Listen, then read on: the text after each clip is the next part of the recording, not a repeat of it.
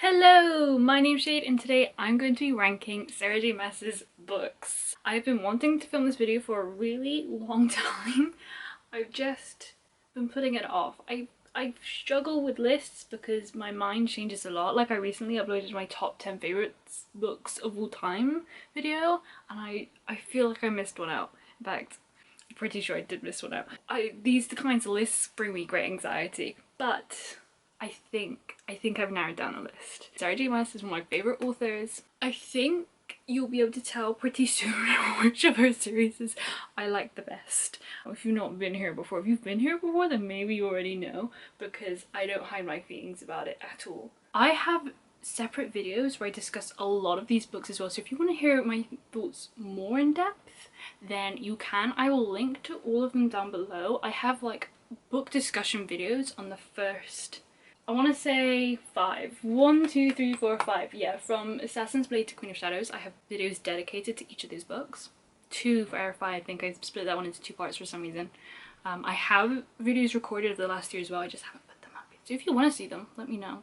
And then I have dedicated videos for both House of Earth and Blood and House of Sky and Breath, and then I have a video where I discuss the whole ACOTAR trilogy, and I talk about A Court of Silver Flames and A Court of Frost and Starlight in book wrap-ups, I believe. So I will link them all down below if you're curious to know more. For anyone not living in the UK right now, which apparently the majority of my viewers aren't, and you're wondering how we're doing with the heat wave, we're not doing so well. It's what, the third? It's the third week of September and it's still, the sun is still shining, which is great. But I'm here trying to bring autumn, and autumn just is not coming. We'll see how flustered I get by the end of the video because I'm already very hot and I've only just begun.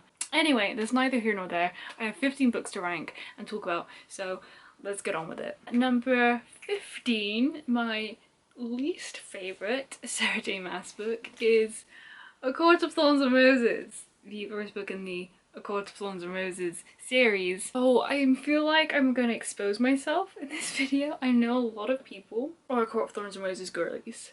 They're out there and they have strong opinions. I'm pretty sure this is her most popular series. To me, these books are more character-led.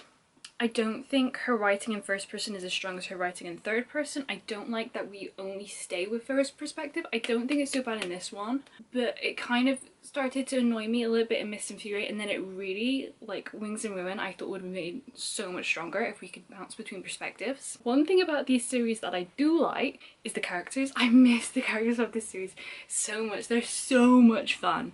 Don't get me wrong, I do enjoy this series predominantly for the characters. The first 3 books in the series have a really hardcore fairy tale vibe that I found intriguing. It's not so much in Silver Flames, and to be honest, I don't miss it, but it worked for the original trilogy, and that's it. That's my reasoning. I still enjoyed this. I think I gave it like a 7 or a 7.5 out of 10. It's just my least favourite Sarah J Maas book. It was just fine to me. I didn't enjoy it as much as I enjoyed any of her other books, which, you know, includes the novellas and such. I'm sorry. Speaking of novellas, at number 14 we have A Court of Frost and Starlight. I feel like this is probably most people's least favourite Sarah J Maas book, apart from maybe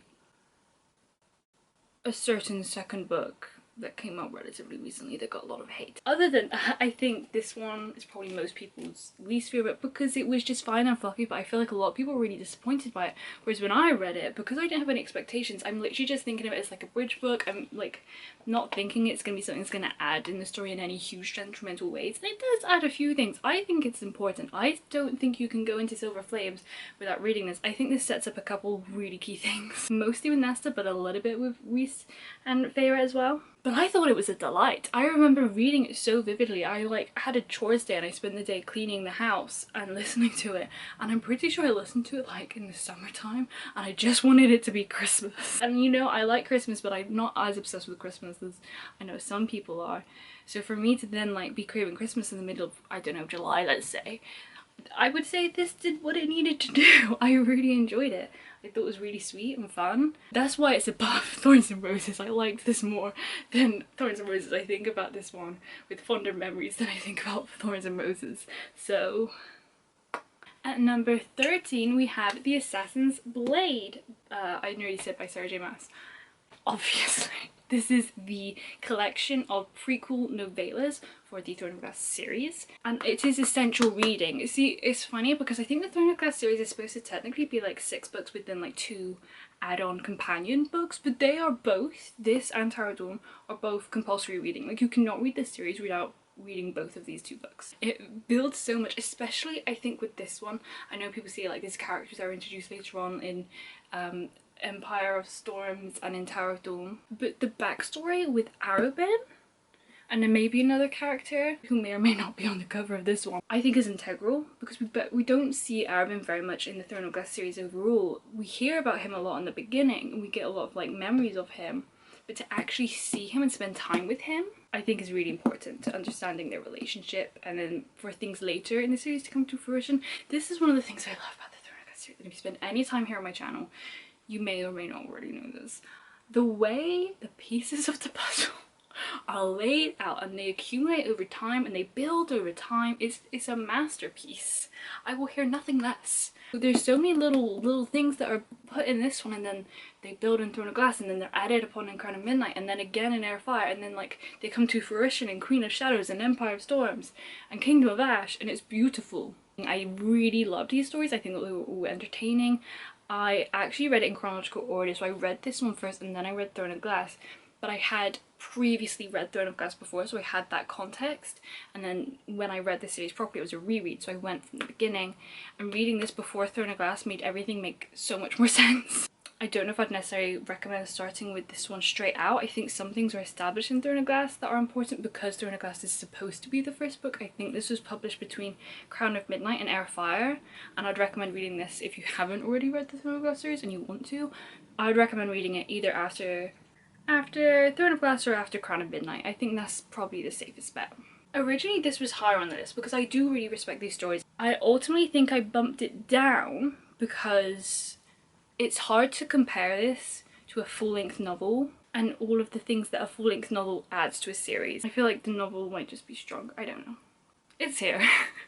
It's at number 13. And then at number 12, I think this one is the one that I struggled where to place it quite a bit. It moved around quite a lot. I didn't know what to make of it. House of Sky and Breath, the second book in the Crescent City series. I really,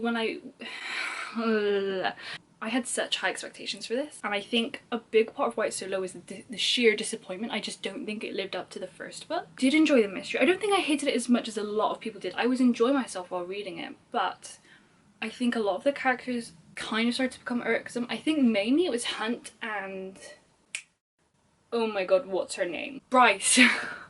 Mainly Hunt and Bryce's relationship really started to wear on me. Like, there was no tension anymore, and like the things that were happening seemed way too easy and convenient. It didn't feel right. And I think again, like the mysteries, while they were entertaining, there was loads of lulls, and like what did they add up to ultimately? I really loved the end section, and it was like boom boom boom, it happened so quickly.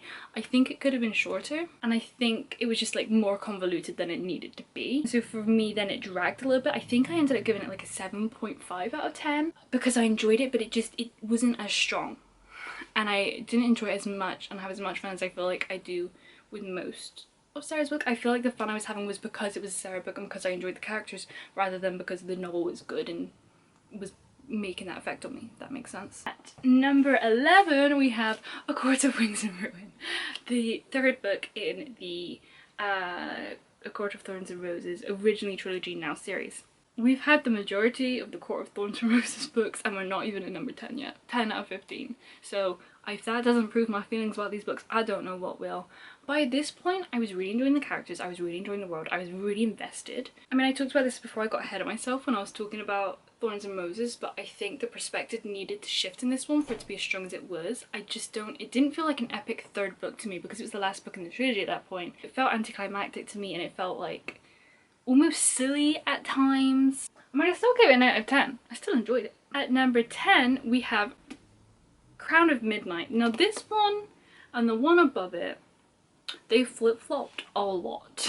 I kind of think they're equal. Big part of me wanted to put this one above, but it was like the more rational part of me that decided to put it in this order. I have a really strong like sentimental attachment to this one because I remember how much fun I had when I was reading it. Like I said, I'd already read Throne of Glass years before I reread the series, and then so I read Assassin's Blade and then I read Throne of Glass, and so when I was reading this one it was like advancing in the series for the first time in ages. And because Throne of Glass had been like stewing in the back of my mind for all those years in between, like I was thinking about like where is it going to go next, and then so to finally know where it went next was so exciting. And I love Rifthold, so all the books set in Rifthold have like a special place in my heart. I love Dorian and I love our original trio, and like this Throne of Glass and Crown of Midnight is this like really safe little space before things like blow up, and when we're just with Dorian and Chaol and Selena, and it's so different from the rest of the series. And I think back to that beginning time with such fondness and like nostalgia, almost like I'm sad that they grew up. That I just really enjoyed the book. I love the like the spyness of it, and I just vividly remember the amount of times like just stopping and like fully gasping, and it was just the best. I had so much fun with this. I think it was a really solid second book, but it can't be any higher. It needs to calm down as much as I love it. It's really hard. Like the lowest I rated any of them is an 8 out of 10. I'm pretty sure I rated the first 4 all 8s out of 10, so really they're all on pretty equal footing. And then at number 9, yes, we have Heir of Fire, the next book, the third book in the Throne of Glass series. Now, like I said, I flip-flopped between this one and Crown of Midnight a lot because I had that nostalgic attachment to Crown of Midnight that I don't have with this one. I feel like this is technically maybe the weakest of the Throne of Glass books, which again I feel like is an unpopular opinion. I feel like when most people got to this one back in the day when it first came out, which wasn't when I was reading it, I read them in 2020, this one is the one where it like takes that step above. Perspectives broaden. We go from, it's either 3 or 4. I'm pretty sure it's 4 POVs. We have Dorian and Chaol, we have Selena, and we have Manon. We're introduced to Manon, and I loved the Manon sections. I hated her so much in the beginning, but I think she must have been my favourite part of this book. I liked what was happening with Chaol. I liked that stuff a lot. Dorian kind of bored me. I understood his plight, but we all ultimately knew what he was trying to do it's not gonna happen for you, bro. We can't have you doing that in this fantasy series full of magic. I'm not gonna spoil it. If you know, you know. Selena was basically just a training montage, which is fine. I think it was necessary. Here's the thing, I think this is necessary. I think it's kind of a lull. We're gathering our resources, we're taking time apart, we're like figuring things out. Selena has been through a lot up to this stage, and it's an emotional reckoning. She has, I think, 2 of these, and I think they're both really important. This is something Sarah does with her characters, where the emotions and the trauma they go through is really important, and they figure it out. Like it takes a toll of them, and it's really realistic in that way. And their relationships, I feel, are really layered and nuanced in the way that we don't have one love interest and then we stay with that love interest. Like it was revolutionary that she went through multiple relationships, Selena. And so I think all of that is really good stuff, and I think this book is necessary. But because of all that, it almost like it felt like we were on pause, and it felt like it had that fillery book feeling to it, and so because of that it didn't feel as strong. I mean, maybe to say that it wasn't as strong is therefore unfair, because I'm not literally saying it doesn't feel strong because we're on pause and I'm bored, and I just said about how it's necessary though, so maybe it's a me thing. It's just not up to my personal taste. Just didn't have as much fun with this one, but I liked it just as much at the time as I liked all the other ones up until that point. I think also I was expecting it to like take this step above and to be way more epic because that's what I'd heard, and then I didn't, like, I liked it the same. It didn't do that for me. Like, I see what they mean plot wise, but emotion wise it didn't do that for me. So it's kind of on equal footing, I think, with Crown of Midnight here at 9. And then at number 8 we have Throne of Glass, the first book in the Throne of Glass series. Again, I feel like this is way higher than most people will put it. It's mostly here because of the nostalgia, because of the sheer amount of fun I had when I read it, and like when I reread it that second time. And I also think it's a really solid first book in a series. We open up a lot of things. I love the trials and the competition so much. I love like games and competitions like that in books, and I love the mystery aspect because it runs through all of her books. Yeah, I feel like Crescent City and Throne of Glass more so than Agatar. Like, I mean, Crescent City, it literally is like almost like a murder mystery. It's a murder mystery investigation, like it's very there. Whereas this one is, it's those pieces of the puzzle that are scattered, and the way they weave and the way this one sets everything up in such like an inconspicuous way. Little do you know that like she's put like the pieces of the puzzle there, but she's put in the misdirection. she's making you look in the places you're not supposed to look, and then later on it all makes sense, and it's genius the way she does it. And so because of that, I wanted it high up on the list, even though technically it may not be the strongest. I don't care. Oh, if you're wondering about these covers, these alternate covers for Throne of Glass, I got them from Nerdy Ink. I'll leave the link below. I think she has new ones now. She has like foiled ones as well, and she has them for ACOTAR. I give you this name to use when other names grow too heavy. Oh my god, the symbolism with names as well, and the swords and the name. This series is just so great. It's so epic, and the relationships and the character interactions are so heartfelt and funny. Have I mentioned that it's so epic? Because it is. This is where things like really take up a step. This is where we get into like I really love these books territory. Number 7, we have A Court of Silver Flames again. This one moved a lot through the various versions of the list. Objectively, it's a really strong book. I really love Cassian and Nesta, and the character development of Nesta I think was really well done. It's one of those emotional reckoning books where we're taking pulls and we're figuring things out within ourselves, and I definitely think in this one more than any of the ACOTAR books or in any of her books period, Nesta's journey is fancy, and all of the fantasy world, like what's going on stuff, takes a backseat, which is fine. I think that's important. Nesta needed that. I just wish they were like equal weight, because the stuff that was happening I was really interested in, and we didn't get as much of it as I wanted to get. Like I remember 1 or 2 points vividly, and then the way it came together in the end, it felt really rushed. I just wasn't satisfied with it. So that's why it's not higher up, but again, objectively, I think it's really well done. Did it need to be this long? I don't know. I honestly can't remember how I felt about the length. I remember coming out of it with really mixed feelings. So I don't know. It's kind of in the middle because of that. But I do think it's a good one. I did enjoy it. There was a period where I thought this might be my favourite ACOTAR book. On reflection, I don't think it is. But it's solid. I'm looking forward to more in this series, 100%. The characters have just like wormed their way into my brain. I think about them probably more often than I think about the Throne of Glass characters. And I think about Throne of Glass every single day. So that's saying something. So our new number 6, I probably cut it out, you'll see now, but the book number 5 was number 6, but I made an executive decision to change number 6 to number 5. So this is our new number 6, and it's A Court of Mist and Fury. I'm sorry. Listen, I'm a Throne of Glass girly. What can I say? I love the evolution of this one. I love when we get to the end of the book, you think back to the beginning of the book and you're like, how the hell did we get here? Like, it feels like so much time and story has passed, and I loved that about it. I loved steamy scenes in this one. I think most of the steamy scenes that I loved were like the throne room one where she's like sat on his lap. That was my favorite. That was everything to me. It's like the subtlety ones and the way their relationship slowly builds. I loved that. I was more invested in it, and I found it more interesting than I found A Court of Thorns and Roses, and it didn't have as many of the issues that I found in A Court of Wings and Ruin, so it just was the strongest one. I just had the most fun with this one. I feel like a lot of people love this one. Like, I don't feel like I need to explain it too much. I gave it an 8.5 out of 10. It's a good book. What can I say? Number 6, we have Queen of Shadows. Now, something else that happened with the Throne of Glass series when I read it, for some reason there was like this disconnect between me and the books. I just felt this distance. If you've had that feeling before, you'll probably know what I mean, and it's for no apparent reason, but you're just not as connected to the book as you want to be. It feels like there's a separation, and sometimes you can put your finger on why, sometimes you can't. I feel like it might have something to do with the writing style.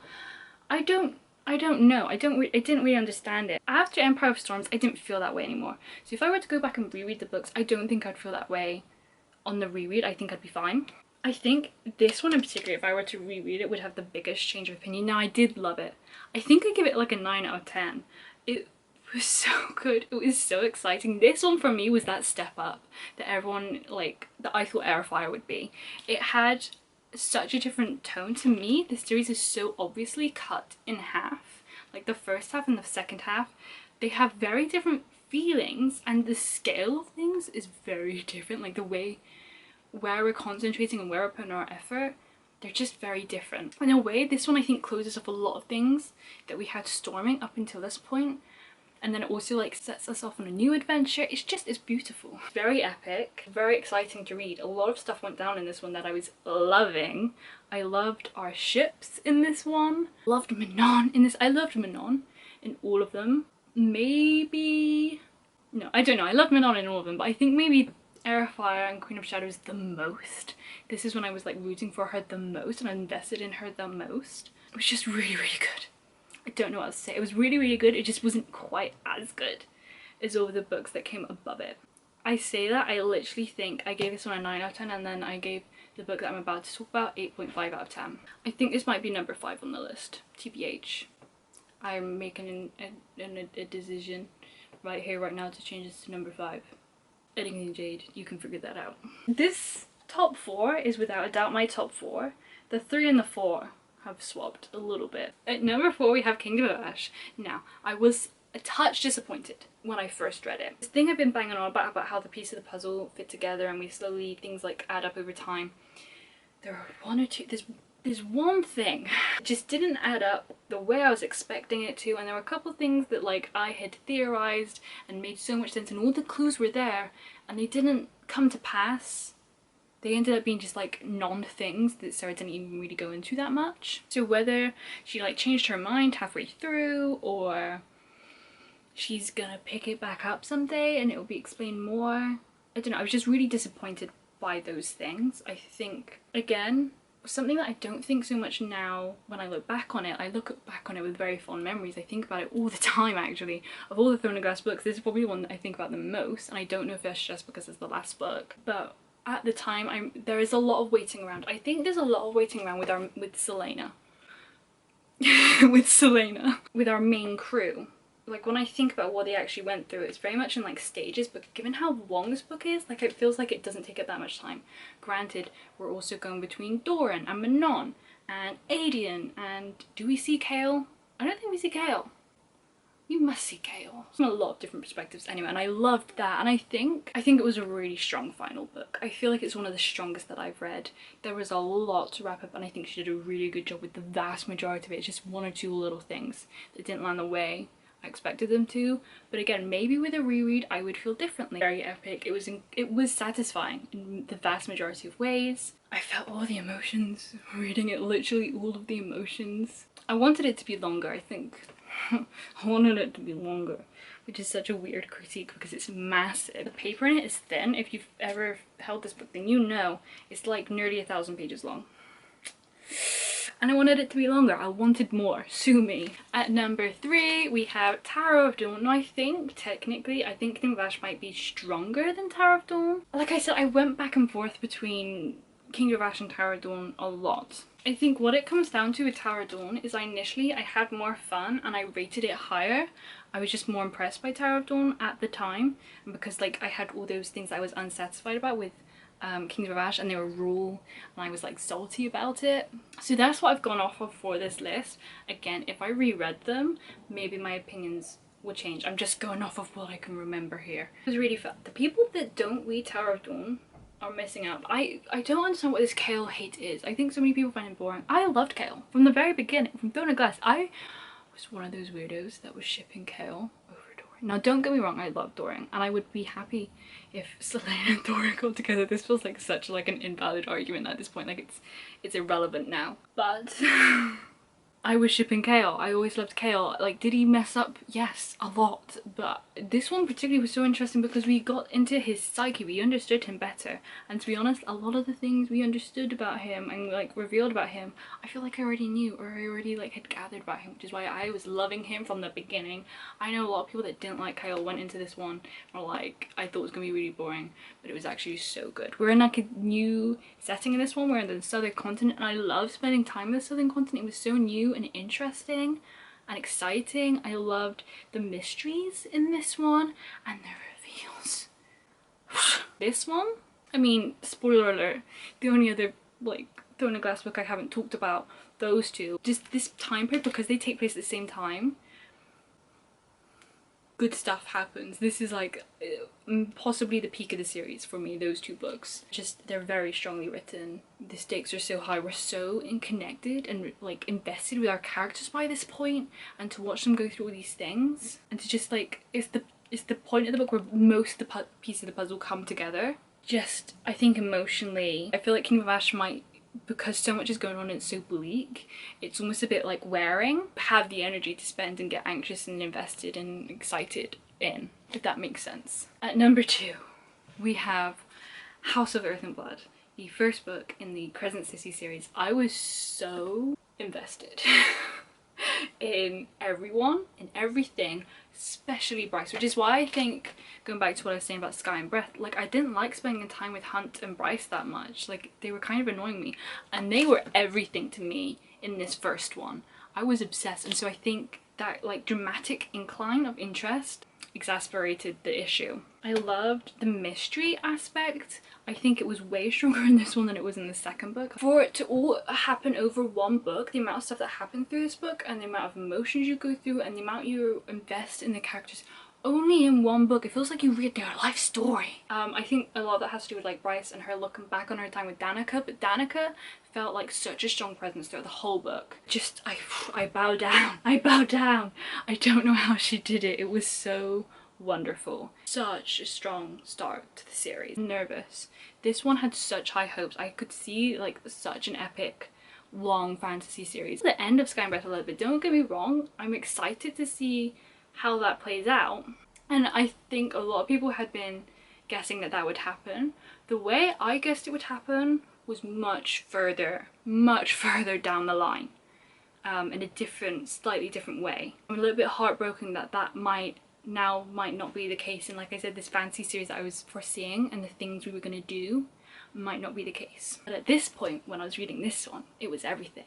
And I still had all those hopes and dreams. So number 1, my favourite Sarah J Maas book, I wonder what it could be, it's Empire of Storms. I knew this from the moment that I read this book. Like I read this knowing that it was like one of my favourite Sarah J Maas books, and nothing's beaten it yet. I've ranted and raved about it in my top 10 favourite books. So much so that I think I ended up deciding that I wished I'd put it higher up on my list than I originally did. So I'll link that video down below if you want to hear more. It is one of my top 10 favourite books. I've mentioned it many times before.